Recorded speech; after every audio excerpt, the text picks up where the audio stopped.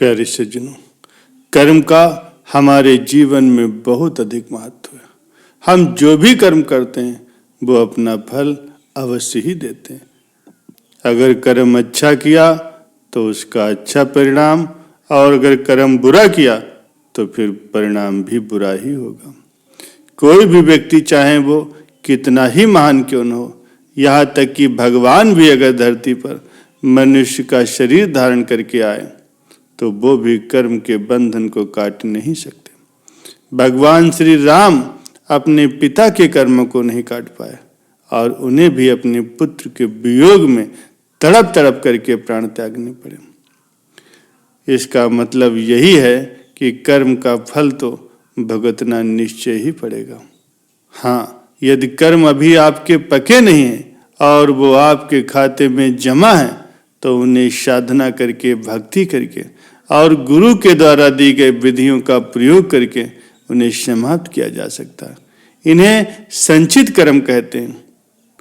और यदि वो कर्म पक चुके हैं तो फिर उनका फल भोगना निश्चित ही है। प्यारे सज्जनों, कर्म करते समय बहुत सावधानी की आवश्यकता होती है। ये कभी मत सोचना कि कोई हमें देख नहीं रहा है। वो परमात्मा सबके खाते में बराबर लिख रहा है।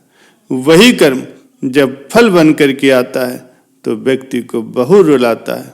वो अकेला पड़ जाता है और कोई राह भी उसे दिखाई नहीं देती। इसलिए हमेशा ही सतर्क रहने की आवश्यकता होती है। यदि आपने अच्छे कर्म किए हैं तो उसका फल अच्छा मिलेगा और बुरे कर्म का फल हमेशा ही बुरा होता है। प्यारे सज्जनों, बहुत समय पहले की बात है, गाजियाबाद के एक गांव में एक दलवीर सिंह नाम का एक मुसलमान बढ़ई रहा करता था। उसने 100 रुपए में किसी राजपूत से एक हरा पीपल का वृक्ष खरीदा। इस सौदे में इसहाक खां नाम का एक दूसरा बढ़ई भी हिस्सेदार था। दोनों ने सोचा कि इस पीपल को काट करके उसे बेच करके जो भी धन आएगा उसे बराबर भागों में दोनों बांट लेंगे। वृक्ष में जान होती है।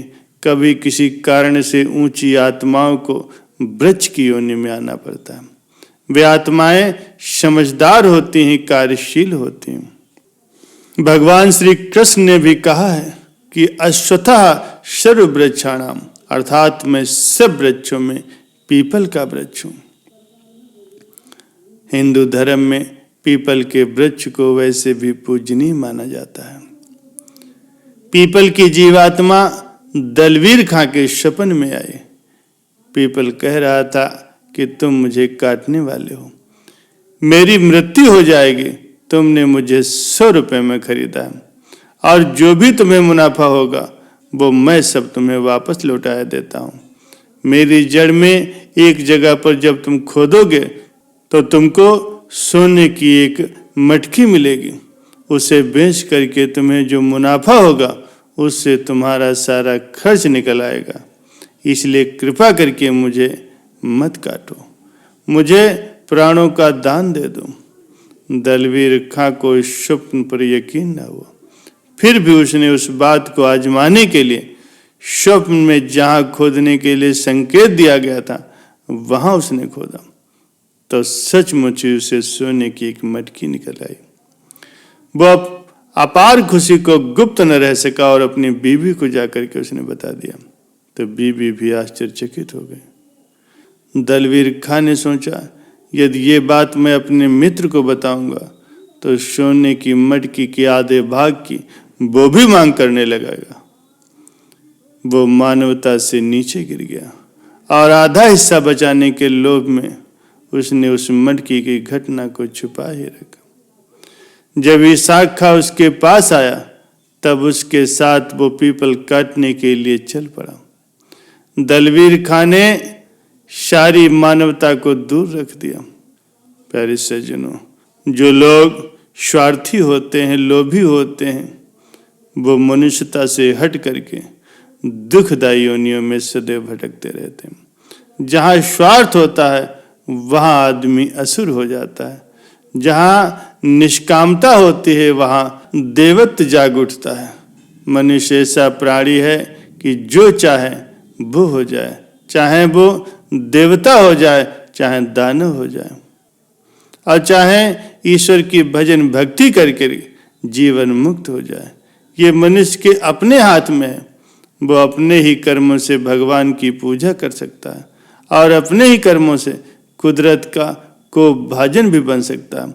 अपने ही कर्मों से गुरुओं के अनुभव को अपना अनुभव बना सकता है और अपने ही कर्मों से दैत्य, शुकर, कुकर की योनियों में भटकने का मार्ग भी पकड़ सकता है। कर्म करने के लिए मनुष्य पूर्णतः स्वतंत्र है। प्यारे सज्जनों, बहुत पहले नियम ये होता था कि जो कोई हरा वृक्ष काटना चाहता था वो पहले गुड़ बांटता था।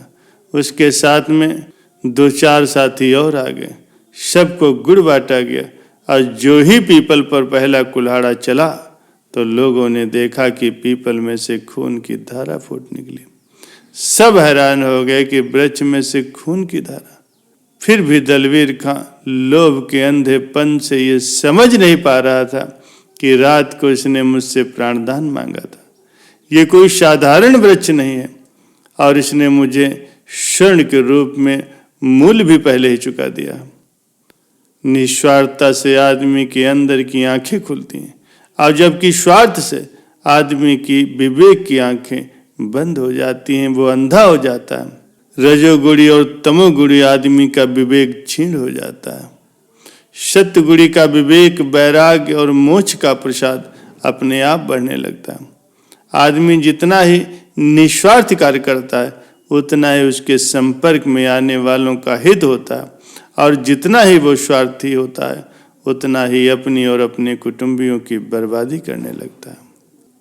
प्यारे सज्जनों, दलवीर खां स्वार्थ में इतना अंधा हो गया था कि उस रक्त की धार को देखकर भी उसे ये भान नहीं आया कि मैं क्या कर रहा हूं। उसने कुल्हाड़े पर कुल्हाड़े चलाना जारी रखा और वो स्वार्थ में अंधा बन करके उस पर जुल्म और सितम ढाता रहा।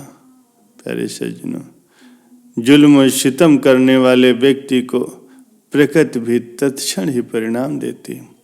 जैसे ही उसने उस निर्दोष वृक्ष पर कुल्हाड़े मारना शुरू किया, वैसे ही उसका सुंदर, स्वस्थ और जवान बेटा, जिसके नाखून में भी कोई रोग या बीमारी का कोई नामो निशान नहीं था, वो एकाएक ही पीड़ा से कराहते हुए गिर पड़ा।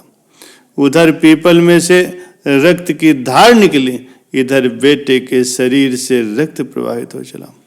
उधर वृक्ष की शाखा का कटना था, इतने में ही दलवीर खां की आंखों के तारे उसके बेटे का अंत हो गया। शाम को जब दलवीर खां घर आया तब घर पर गांव के समस्त लोगों को इकट्ठे देख करके वो दंग रह गया। दलवीर खां को देख करके उसकी पत्नी चिल्ला उठी, बेटा, तेरा हत्यारा तो स्वयं ही तेरा बाप है। उसने सारा भांडा फोड़ते हुए कह दिया कि रात को उस पीपल के वृक्ष का ये संकेत मिला था, सोने की मटकी भी मिली थी, और फिर भी इसने स्वार्थ में आकर के उस वृक्ष को काटा और उस मटकी से जो स्वर्ण मिला था उससे उसे कहीं अधिक मुनाफा हो जाता। फिर भी उसने उस वृक्ष के साथ अन्याय किया, उसने उस वृक्ष की हत्या कर दी। कुदरत ने उसी अन्याय का बदला चुकाया। जैसे ही पीपल के वृक्ष को काटा गया वैसे ही मेरे बेटे के बदन से भी खून की धार निकल चली। स्वार्थ में अंधे हुए मेरे पति ने अपने बेटे का खून कर दिया और वो फूट फूट करके जोर जोर से रोने चिल्लाने लगे। प्यारे सज्जनों, स्वार्थ में अंधा होकर के आदमी न जाने कैसे कैसे कुकर्म कर बैठता है और जब उसे उसका फल मिलता है तब उसे पश्चाताप होता है, लेकिन बाद में पश्चाताप करने से क्या फायदा।